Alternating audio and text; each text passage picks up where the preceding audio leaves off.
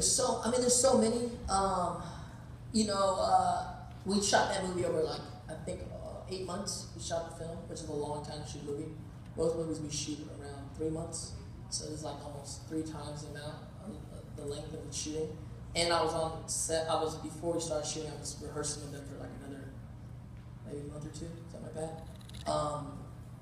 With Hoffman, I would follow him around the set as a young actor, and he was kind of a hard ass to me for a lot of the film. He's a very method actor, so Hook and Rufio are enemies, right? So, not they treated me like enemy, kind of like, he definitely was like very kind of hard on me. Cold shoulder? He's not cold shoulder, just very Captain Hookish to me. That he's definitely like teasing and needling and kind of being, he had this kind of like give and take thing going on. Did you like seriously like it was, or would he just want to like be obnoxious and like jokingly, or was it like he was really trying to get in? You can tell. I mean, the method Dante. Yeah, the method of him is he's a method actor, so he's very method with his work. But I kind of like, worked on it myself. Because I really want to know I'm very inquisitive. And again, I was asking a lot about his career and about films and projects. And then my biggest memory, so many memories, but one of my greatest memories of him was I had to do my death scene. So they wrote that. Originally it wasn't supposed to die, but then they worked out that Rufio's going to die. And I was like, I've never died in a film. And so I would go. Powerful death for anybody who hasn't seen that movie, by the way. It's a very traumatic moment for a lot of people. A certain generation, like the generation I grew up with, they were like, oh, Rufio. The death of Rufio was like the first traumatic moment for kids that grew up in that time period. But, so I knocked on doors, right? Like, I was knocking on all the actors' doors. I do remember I knocked on Bob Hoskins' door. I was like, I've never died before. Do you have any advice? I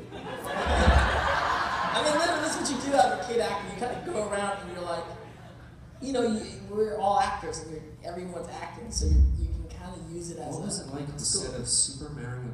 Yeah. And I was like, Get out of my office. I know, right? Super Mario wasn't great, but Hoskins is a brilliant dude. Because all this stuff in England, totally. Crazy stuff. And he's a British guy. And he's like, Dante, you just stop breathing, right?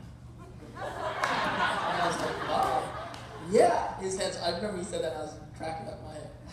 And so when I went to Hoffman's trailer, and this, you gotta imagine, I'm knocking on people's trailers, right? Which is just, I don't think I'd ever do that in this day, but it's just funny thing, a kid knocking on your trailer asking for acting tips. Where's my coffee? Yeah. And so Dustin was like, well, when are you shooting it? And I was like, oh, like next Wednesday. He's like, well, I'll be there. And so when we got to my death scene, he became my acting coach. And he literally, it's like with one of the masters, like literally, like Obi-Wan, going through the scene with me and do it again and do it like think about this. And it was literally just like hours and hours of just kind of hanging with this master, him validating and, it's just that my memory is like working on acting with Hoffman. Mind blowing. And then with Robin, Robin's amazing. First and foremost, he's that guy who I always tell people he's like your favorite uncle, literally. He's everything you kind of like, everything you think that Robin Williams is going to be like what you want him to be like. He's like that. He's literally the genie. He's running around the set doing magic. He put the morale of the whole cast and crew on his shoulders and made sure everyone was in a great mood every day, laughed and played, and it was just amazing to work with him, the speed of his thinking and his wit and how caring and loving he was. But some of my fondest memories is actually when in the mornings, we both in the makeup trailer at the same time. Me doing my hair most of the time, and he was just getting ready. And so coming into the project, I loved a lot of his movies. I grew up on Mark and Mindy, and then I loved like World According to Garden. I loved, but my favorite film he had done to that point was Dead Poets Society. And so around that time, I started writing poetry a lot.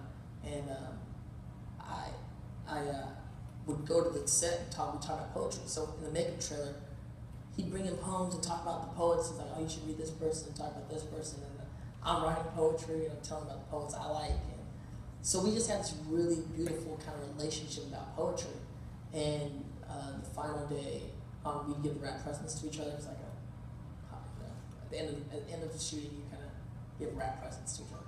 So I gave him a hat that said, "Oh Captain, my Captain," which is and then he gave me a book, a leather-bound book of Walt Whitman's Leaves of Grass, which is very beautiful. And so he always supported me as a poet, and I continue to write poetry throughout my life and career.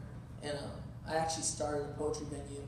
I actually started in my living room with my friends, and it grew, and it actually ended up becoming the inspiration which became Deaf Poetry Jam on HBO. And it still goes to this day in Los Angeles, DPL, the Poetry Lounge, and it's the largest open mic venue in America. So I attribute some of that to the support of Rob Williams. I like the comment about how he's everybody's favorite uncle. Yeah. Because he always reminded me he looks a lot like my father and my uncle. Yeah. And just sort of his sort of mannerisms I've always noticed in my father, who was also a huge fan of him.